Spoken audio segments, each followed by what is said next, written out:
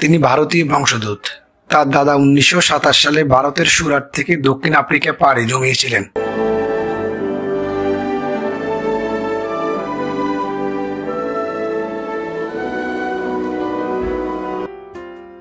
হাশেম মোহাম্মদ আমলা, জন্ম 31 মার্চ 1983 সালে।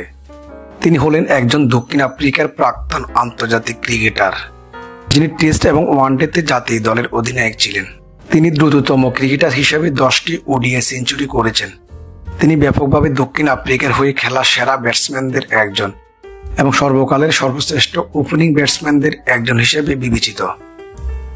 তিনি একজন ডানহাতি ব্যাটসম্যান এবং জুলাই 2012 সালে লন্ডনের ওভালে ইংল্যান্ডের বিপক্ষে 311 রানে অপরাজিত ছিলেন। 311 রানের যে কোনো দক্ষিণ আফ্রিকার ব্যাটসম্যানদের সর্বোচ্চ ব্যক্তিগত টেস্ট স্কোরের রেকর্ডটি তার দখলে রয়েছে। তিনি সব টেস্ট খেলা দেশের বিরুদ্ধে ওডিআই সেঞ্চুরি করেছেন এবং এটি করা মাত্র চতুর্থ ব্যক্তি। তিনি 2013 সালে উইজডেনের বর্ষসেরা ক্রিকেটারদের একজন হিসেবে মনোনীত হন। 2017 সালে তিনি কিংস 11 পাঞ্জাবের হয়ে খেলেন। 2017 সালে তিনি কিংস 11 পাঞ্জাবের হয়ে খেলে ইন্ডিয়ান প্রিমিয়ার লিগে 2টি সেঞ্চুরি করেন।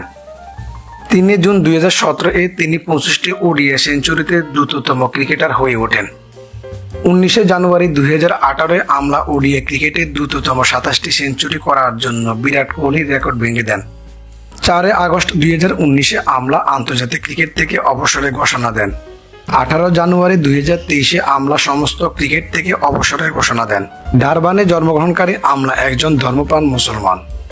তিনি ভারতীয় বংশোদ্ভূত।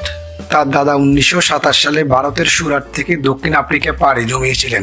তিনি একটি মধ্যবিত্ত পরিবারে বেড়ে ওঠেন। তার বড় ভাই আহমেদ আমলাও একজন পেশাদার ক্রিকেটার ছিলেন।